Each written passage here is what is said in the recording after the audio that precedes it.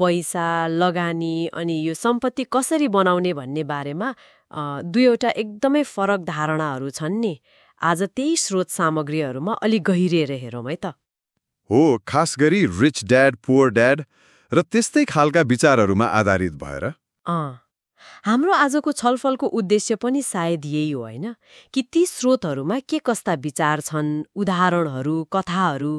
बिल्कुल, विशेष गरी ती दुई बाबु, एकजना पढ्नुभएको तर आर्थिक रूपमा अलि सङ्घर्षरत, जसलाई गरिब बाबु भनियो, अनि अर्को खै धेरै औपचारिक पढाइ नभए पनि सफल व्यवसायी धनी बाबु। उहाँहरूको पैसालाई हेर्ने दृष्टिकोण, दिने सल्लाह कति फरक रहेछ। हो नि। अनि कसरी यो आर्थिक ज्ञानले चाहिँ फाइनान्शियल फ्रिडम मतलब आर्थिक स्वतन्त्रतातिर लान सक्छ भन्ने देखाउने हो, त्यही नै हो मुख्य कुरा। ल त्यसो भए सुरु गरौँ पहिलो सायद सबैभन्दा मुख्य फरकबाटै। दुई बाबु, दुई फरक सोचाइ। एकातिर गरिब बाबु, उहाँको भनाइ कस्तो थियो भने राम्रो पढ, सुरक्षित जागिर खाऊ, धेरै जोखिम नलिऊ। हो, एकदमै टिपिकल सोचाइ होइन। तर धनी बाबु चाहिँ उहाँको कुरै अर्कै। आफ्नै बिजनेस सुरु गर कि त कम्पनी किन, पैसाले तिम्रो लागि काम गरोस्। यो सोचाइको फरक नै कति ठुलो रहेछ। गरिब बाबुले म यो किन्न सक्दिनँ भनेर कुरा टुङ्ग्याउनुहुन्थ्यो रे। हो, त्यसो भनेपछि त दिमागै बन्द भयो नि होइन। तर धनी बाबुले चाहिँ सोध्नुहुन्थ्यो, ए म यो कसरी किन्न सक्छु होला। मतलब दिमाग चलाउन लगाउने, उपाय खोज्न लगाउने। ठ्याक्कै। अनि त्यो कर तिर्ने कुरामा पनि उहाँहरूको विचार कति फरक। गरिब बाबु, यो त तिर्नै पर्छ, नागरिक कर्तव्य हो। अनि धनी बाबु? धनी बाबु चाहिँ यसलाई अलि फरक तरिकाले हेर्नुहुन्थ्यो। उहाँलाई लाग्थ्यो करले त बरु कमाउनेलाई दण्ड दिए जस्तो भयो, अनि कानुनी रूपमै कसरी कर कम गर्न सकिन्छ भनेर उपाय खोज्नुहुन्थ्यो। अनि त्यो बिल तिर्ने तरिका पनि फरक थियो रे नि। गरिब बाबुले पैसा आउने बित्तिकै सबै बिल तिरिहाल्ने। हो, पहिले अरूलाई तिर्ने, तर धनी बाबुले चाहिँ पहिले आफूलाई या आफ्नो लगानीलाई पैसा छुट्याएर अनि मात्र बाँकी बिल तिर्ने। यो त अलि उल्टो जस्तो सुनिन्छ नि। सुनिन्छ, तर यसलाई आफूलाई पहिल्यै भुक्तानी गर, पे योरसेल्फ फर्स्ट भन्छन्। यो एउटा अनुशासन हो। धनी बाबुको तर्क के थियो भने यदि आफूलाई पहिले छुट्याइएन भने अरूलाई तिर्दा तिर्दै खै आफूलाई केही बाँकी नै नरहन सक्छ।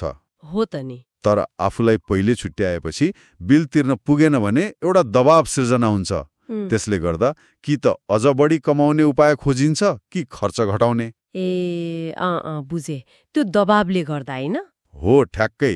यही सोचाइको फरकले नै सम्पत्तिलाई कसरी हेर्ने भन्नेमा पनि असर गर्यो, जसले हामीलाई अर्को महत्त्वपूर्ण टपिकमा ल्याउँछ। सम्पत्ति, एसेट र दायित्व, लाइबिलिटीको भिन्नता। यसलाई कसरी बुझ्ने होला सरल भाषामा? एकदमै सरल। धनी बाबुको परिभाषा अनुसार सम्पत्ति त्यो हो जसले आफ्नो खल्तीमा पैसा ल्याउँछ। पैसा ल्याउँछ। अनि दायित्व त्यसले खल्तीबाट पैसा निकाल्छ, बाहिर लान्छ। भनेपछि आर्थिक रूपमा सफल हुनलाई के गर्नु पर्यो त? निरन्तर सम्पत्ति किन्दै जाने, दायित्व घटाउँदै जाने, ध्यान त्यसमा हुनु पर्यो। सुन्दा त कति सजिलो, तर व्यवहारमा गाह्रो होला नि। हो, यसलाई निरन्तर केलाइरहनु पर्यो नि त। तर धेरै मान्छे, विशेष गरी हाम्रोतिर, घरलाई त सबैभन्दा ठुलो सम्पत्ति मान्छन् नि। स्रोतले के भन्छ यसमा? हो, यहाँनिर चाहिँ धनी बाबुको विचार अलि फरक छ। उहाँ भन्नुहुन्छ आफू बस्ने घर प्राय दायित्व हो रे। हो र? किन? किनभने त्यसले त पैसा निकालिरहेको हुन्छ नि त। घरको किस्ता, मर्मत, ट्याक्स, इन्सुरेन्स, पैसा त गइरहेको छ, आइरहेको छैन। ठिक हो। अनि त्यो पैसाले अरू आय आउने सम्पत्ति जस्तै भाडामा लगाउने अर्को घर, स्टक, बन्ड या कुनै बिजनेस, त्यसमा लगानी गर्ने मौका गुम्यो नि त। हो त नि। हो, यहाँनिर फाइनान्शियल लिट्रेसी मतलब वित्तीय साक्षरताको कुरा हुन्छ। शब्दभन्दा पनि नम्बर, अङ्क बुझ्नु पर्यो। अङ्कले पैसा कता बगिरहेको छ भन्ने कथा भन्छ। भनेपछि सम्पत्ति बनाउन पैसाले नै काम गर्नु पर्यो। तर कसरी? सामान्य मान्छे त पैसाको लागि काम गर्छन्। हो, गरिब र मध्यम वर्ग प्राय पैसाको लागि काम गर्छन्। तलब आयो, खर्च भयो, तलब बढ्यो, कर पनि बढ्यो, खर्च पनि बढ्यो। यसैलाई ऱ्याट रेस भनेको छ नि त, एउटा कहिल्यै नसकिने दौड जस्तो। हो। तर धनी मान्छे, उनीहरू पैसालाई आफ्नो लागि काम गराउँछन्। उनीहरू सम्पत्ति थप्ने कुरामा ध्यान दिन्छन्, त्यो एसेट कलम बनाउँछन्। जब ती सम्पत्तिबाट आउने आम्दानी, भाडा, डिभिडेन्ड, ब्याजले उनीहरूको सबै खर्च धान्न थाल्छ, तब उनीहरू बल्ल आर्थिक रूपमा स्वतन्त्र हुन्छन्। अनि त्यसपछि पनि त्यो बढी भएको आम्दानीलाई फेरि सम्पत्तिमै लगानी गर्छन्, अनि सम्पत्ति पनि बढ्दै जान्छ, आम्दानी पनि। एउटा साइकल जस्तो। त्यो कियोसाकी र उसको साथी माइकले सानोमा कमिक बुक लाइब्रेरी चलाएको कथा पनि यही होइन र? हो। अरूलाई काममा लगाएर आफू नबसी पैसा कमाएका थिए। हो, बिल्कुल। त्यो नै पैसाले काम गराउनेको एउटा सानो तर कस्तो बलियो उदाहरण थियो। अनि यो सबै गर्न त ज्ञान चाहियो। स्रोतले यसलाई वित्तीय बुद्धिमत्ता, फाइनान्शियल आइक्यू भनेको छ। यसका पनि 4वटा मुख्य पिलरहरू छन् रे। के हुन् ती? एउटा त लेखा, अकाउन्टिङ, नम्बरहरू बुझ्ने क्षमता। अर्को लगानी, इन्भेस्टिङ, पैसाले पैसा कसरी कमाउँछ भन्ने विज्ञान। तेस्रो बजारशास्त्र, मार्केटिङ, बेच्ने कला। अनि चौथो कानुन, ल, खास गरी कर र कम्पनी सम्बन्धी नियमहरू। अनि धनी बाबुले त किताबी ज्ञान भन्दा व्यावहारिक सिकाइमा जोड दिनुभयो भन्ने कुरा पनि छ। सुरुमा 10 सेन्ट घण्टाको दिएर पछि सित्तैमा काम गराएर पैसाको खेल सिकाउनु भयो रे। हो, अनि मान्छेको मनोविज्ञान पनि। त्यो पुरानो टुथपेस्टको सिसा पगालेर नक्कली सिक्का बनाउन खोजेको कथा पनि रमाइलो छ। सिक्ने कस्तो उटुटी। अनि अर्को व्यावहारिक ज्ञान चाहिँ त्यो कर्पोरेसन मतलब कम्पनी खोलेर काम गर्ने कुरा। हो, त्यो पनि महत्त्वपूर्ण।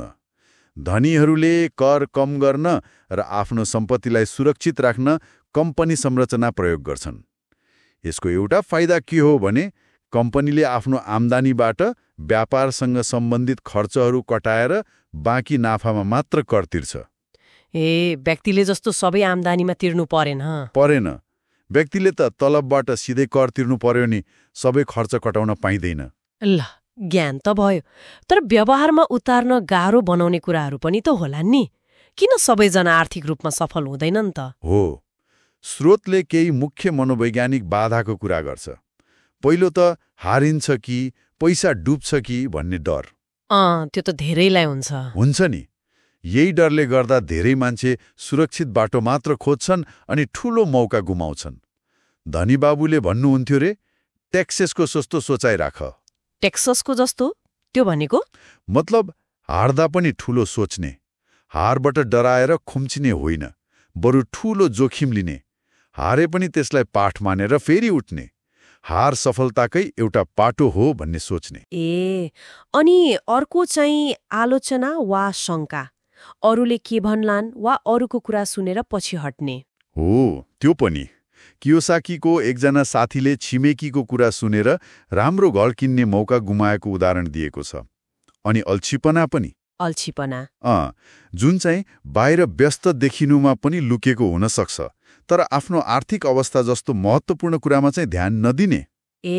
हो, अनि खराब बानीहरू, जस्तै आफूलाई सबभन्दा अन्तिममा भुक्तानी गर्ने बानी। यसलाई जित्न त्यही आफूलाई पहिले भुक्तानी गर भन्ने अनुशासन चाहियो। र अर्को एउटा डरलाग्दो कुरा अहङ्कार मतलब मलाई सब थाहा छ भन्ने सोच। यसले नयाँ कुरा सिक्ने बाटो नै बन्द गरिदिन्छ। खासमा त सुन्नु पो बढी महत्त्वपूर्ण छ। भनेपछि समग्रमा हेर्दा यी स्रोतहरूले आर्थिक सफलताको लागि जुन बाटो देखाएका छन् त्यो हाम्रो परम्परागत सोचभन्दा अलि फरक छ। अलि अप्ठ्यारो पनि लाग्न सक्छ सुरुमा। हो, फरक छ। यो बाटोमा वित्तीय शिक्षा चाहियो, सम्पत्ति र दायित्व चिन्नु पर्यो, पैसालाई आफ्नो लागि काम गराउने कला सिक्नु पर्यो, डरलाई जितेर हिसाब किताब गरेर जोखिम लिनु पर्यो। अनि सबैभन्दा महत्त्वपूर्ण सायद जीवनभर सिक्दै जानु पर्यो। हो, निरन्तर सिक्ने प्रक्रिया हो यो। यसले हाम्रो पुरानो मान्यताहरूमाथि प्रश्न उठाउँछ र हामीले पैसा सम्बन्धी निर्णयहरू अझ सोचेर सम्झेर लिनुपर्छ भन्ने सिकाउँछ। आजको यो गहिरो कुराकानीपछि एउटा प्रश्न मनमा आइरहेको छ। यी धारणाहरू सुनिसकेपछि हामीले आफ्नो जीवनमा के कुरा सम्पत्ति हो र के चाहिँ दायित्व भनेर फेरि एकचोटि हेर्ने कि हो नि? कतै हाम्रो पैसा सम्बन्धी निर्णयहरू डरले बढी निर्देशित छन् कि अवसरको खोजीले? खै, यो प्रश्नमा विचार गर्नु नै सायद पहिलो कदम हुन सक्छ। हो, एकदमै। यो सोच्नु जरुरी छ।